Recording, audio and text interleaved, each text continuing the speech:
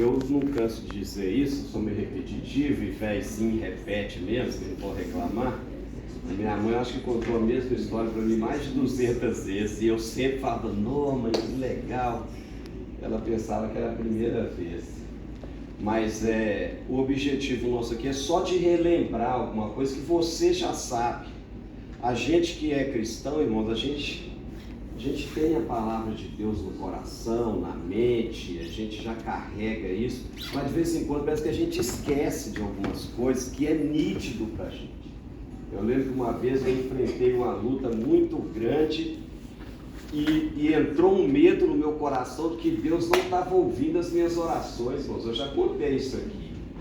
Eu sabia claramente que ele ouvia, mas eu estava com tanto medo que eu comecei a pensar que Deus não estava ouvindo. Porque tinha gente com um problema muito maior do que o meu. Aí eu pensei assim, Deus está preocupado com esse aí que tem um problema maior do que o meu, mas ele estava ouvindo as minhas orações também. E depois ele provou para mim, e depois eu precisei de um irmão me relembrar isso. De uma pregação, ele falou, olha, Deus está te ouvindo, Deus está te vendo onde você está, que às vezes a gente pensa que não está, mas está. Amém?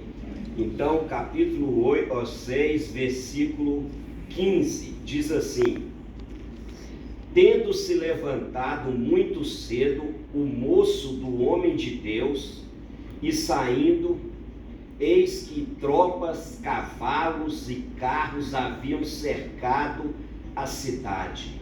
Então o seu moço lhe disse: ah, Senhor, o que faremos? Vou ler mais uma vez.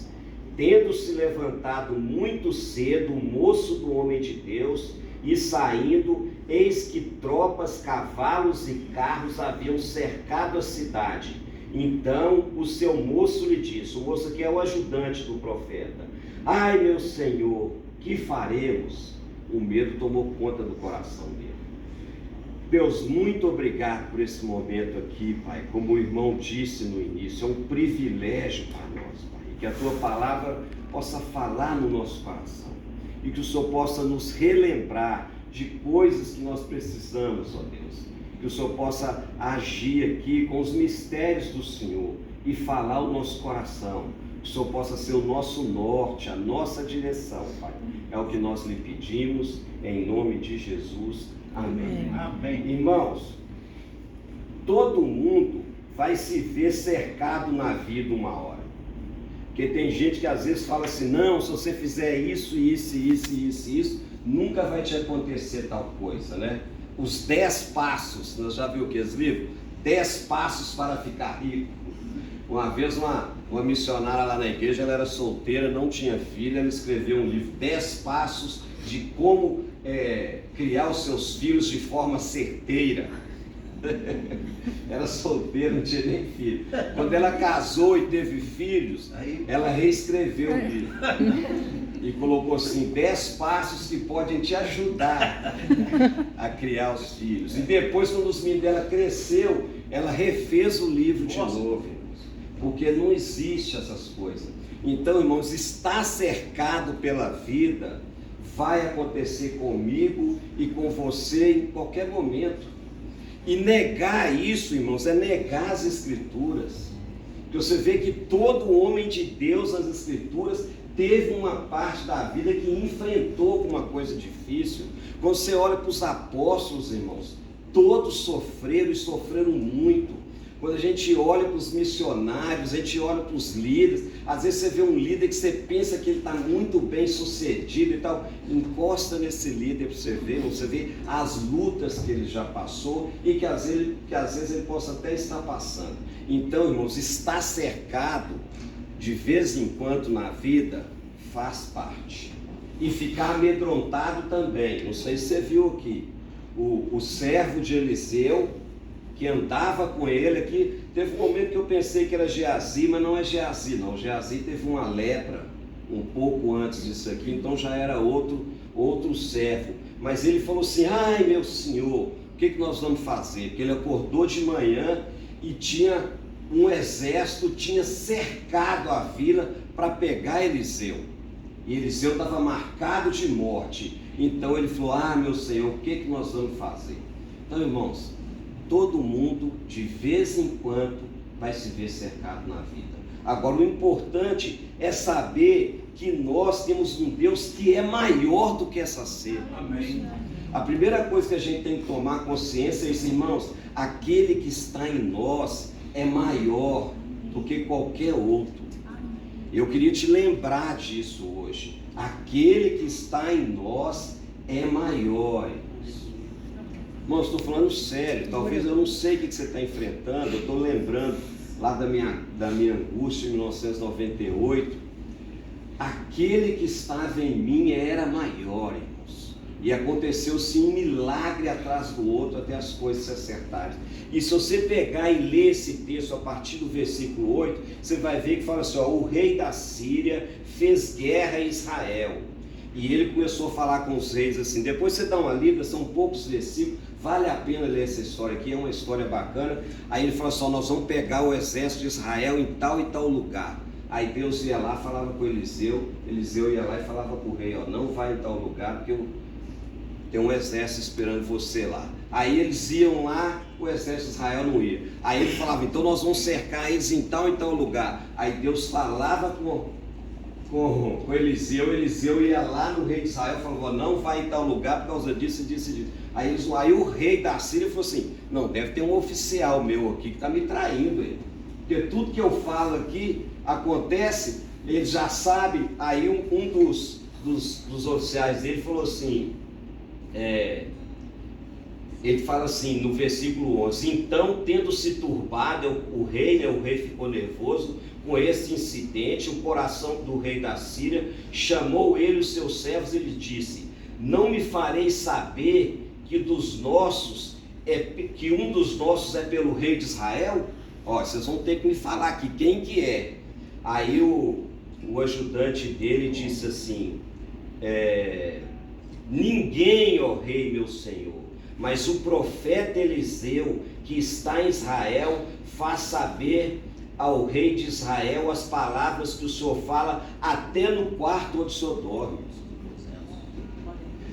Ele falou assim: não é nenhum de nós, tem um lá, que tem um que é maior que nós.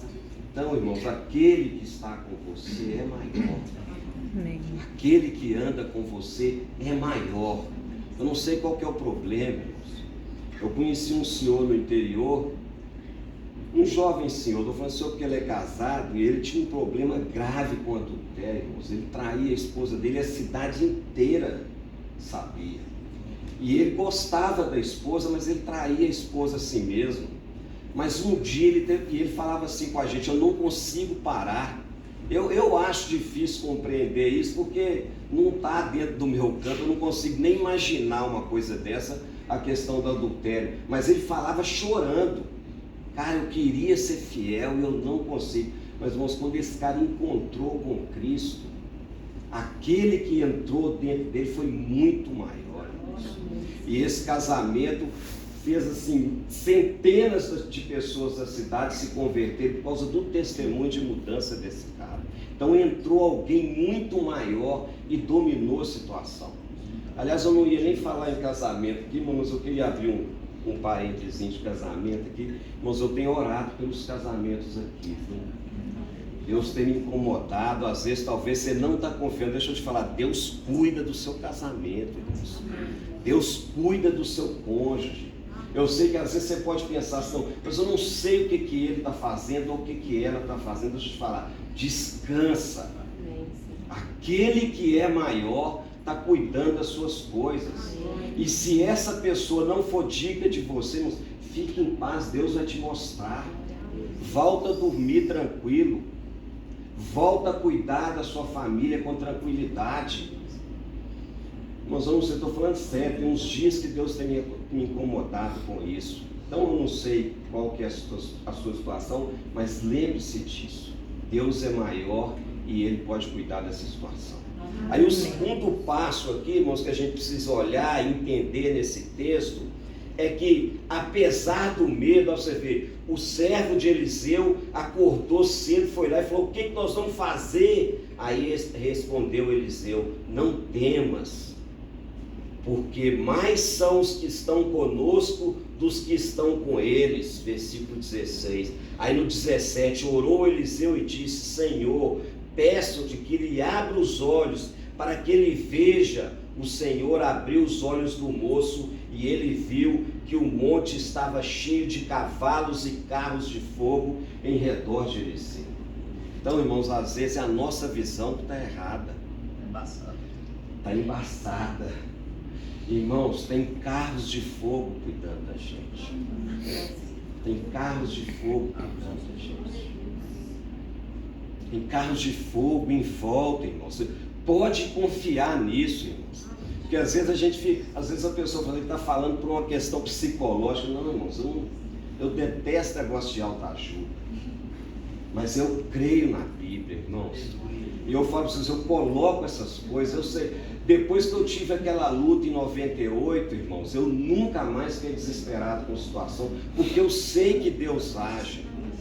Eu estava falando com um amigo que trabalha comigo lá de manhã, que eu trabalhei com um cara na PM, que ele não conseguia tirar o serviço, que ele estava preocupado em o que a mulher dele estava fazendo na casa dele. Ele colocou câmeras, irmãos, assim, nos quartos, no lote. Ele tirava o serviço vigiando. Eu falava com eles que você não tem paz para viver. Ele não tinha paz para almoçar, não tinha paz para bater um papo. Ele não conseguia falar de outro assunto, porque aquilo estava matando ele, irmãos. Irmãos, tem carros de fogo cuidando de você. Se você não está vendo isso, faça igual o Eliseu aqui, pede a Deus para te mostrar. Fala: Senhor, me mostra se minha visão está embaçada, me mostra se eu não estou vendo o que eu preciso ver. Porque, irmãos, quando a gente confia em Deus, a gente descansa. Se a gente estiver terminando o serviço ali, os meninos falam assim: vamos em tal lugar jogar bola? Se eu falar assim, eu vou. Oscar, não, você não vai ligar para sua esposa, não? Eu falo, vou lá, eu vou avisar só. Eu ligo lá e falo: os meninos estão indo jogar bola, que eu vou com eles. Tá bom, meu bem, vai com Deus. Minha mulher ela não fica intranquila, não. Não é porque eu sou santo, é porque ela confia. Amém. Porque um dia eu falei que ela você confia em mim cegamente. Ela falou: não, eu confio em você não. Eu confio em Deus. Amém, Senhor. Uma vez eu conversando com minha mãe, que eu falei com ela assim: não, mãe, antigamente eu não via não, mas agora eu acho a senhora uma heroína, porque eu tenho 2 filhos, eu acho uma luta criar filhos. A senhora criou 10 e sempre em paz. Eu nunca vi minha mãe reclamar da família, irmãos, criando 10 filhos. Aí eu falei: como que a senhora faz? Ela falou assim: eu faço assim, se eu estou varrendo a casa, eu falo: Deus, cuida do meu marido lá no emprego dele. Se aparecer alguma mulher adúltera, ela livra ele, Senhor. Cega ele. Aí eu vou lavar vasilha, Alex, eu vou e falo assim: cuida do Alex lá na escola, cuida do Ruimar, meu irmão mais velho, lá no trabalho. Deus livra ele, eu não posso estar lá agora, mas eu coloco ele nas mãos do Senhor. E assim eu criei vocês. Mostrar que talvez é isso que está faltando na gente, sabe? Essa fé de que Deus está lá cuidando, irmãos. Pede a Deus para te mostrar, tem carros de fogo para cuidar e sustentar. Fica em paz, irmãos. Durma em paz. Irmãos, é tão triste uma pessoa que não está conseguindo dormir, irmãos. É tão necessário o sono. O sono é que põe as coisas da gente no lugar. Você levanta com a cabeça mais tranquila, que te dá força para você trabalhar naquele dia. Aí às vezes a pessoa fica ali sem sono, a pessoa fica ali sempre angustiada, sempre cheia de ansiedade, pensando que ela pode resolver alguma coisa. Irmãos, não pode. Tem carros de fogo cuidando da gente. Aí o que acontece aqui nessa história, irmãos? O exército vem para atacar. Aí Eliseu, depois você vê, essa história é muito bacana, ela é pequenininha. Aí Eliseu ora e fala assim: Senhor, cega esse exército. O exército inteiro cegou. Aí Eliseu chegou e falou assim: eu sei quem que é a pessoa que vocês estão me procurando. Segue a minha voz aqui que eu vou levar vocês até ele. Aí o exército cego foi indo atrás dele.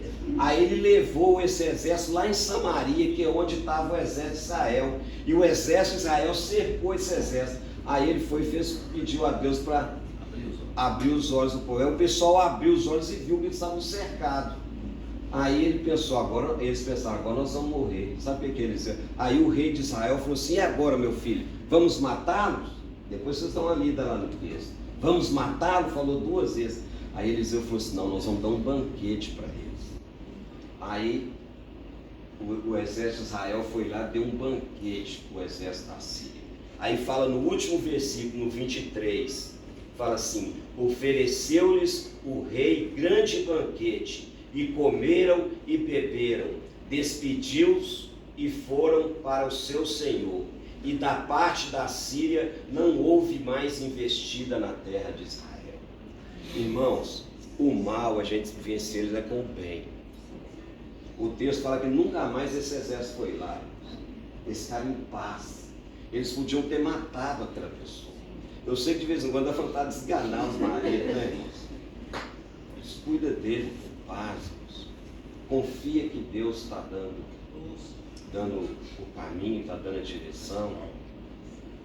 Um dia eu vi uma brincadeira assim, que a menina falou assim: não, quando meu menino nasceu, ele era tão bonitinho que deu vontade de comer. Quando ele cresceu, eu pensei: por que eu não comi? Meu menino bagunceiro. Irmãos, dá essas vontades, mas deixa eu te falar, continue cuidando com o bem. Eu já contei aqui muitas vezes, eu tenho uma menina de 22 anos, a Damari já ouviu tanto falar com ela lá, e ela já me ajudou muitas vezes em conselho, mas não tinha vezes dava vontade, falando: meu Deus, essa menina não ouve nada do que eu falo. Será que ela nunca vai consertar? Mas uma coisa que eu acho espetacular na minha esposa: a minha esposa sempre tratou ela da melhor forma possível. Mesmo nos dias mais difíceis, que eu entrava calado, ia para o quarto e ficava lá, mas a minha vontade era de fazer uma doideira, como diz um bom mineiro.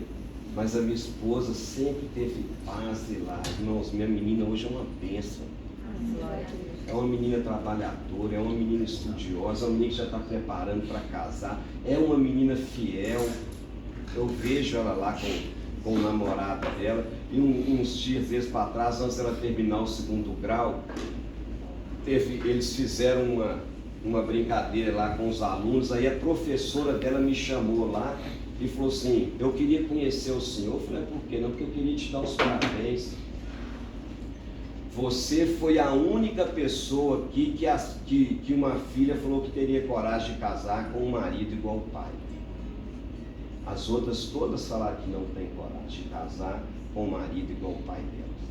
Irmãos, eu fiquei tão feliz, porque eu sei que eu sou imperfeito, eu sei que eu tenho um tanto de manobra que eu preciso acertar, mas é Deus cuidando da gente. Então, irmãos, pede a Deus para colocar a sua visão no lugar certo.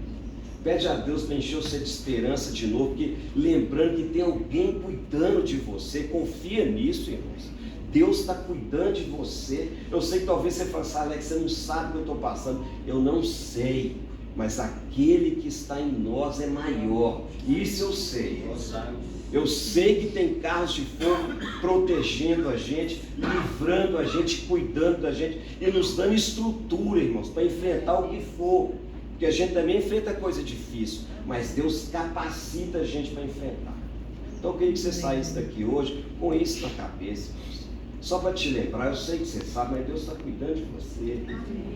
Os carros estão aí, e não paga o mal com o mal, não, irmãos.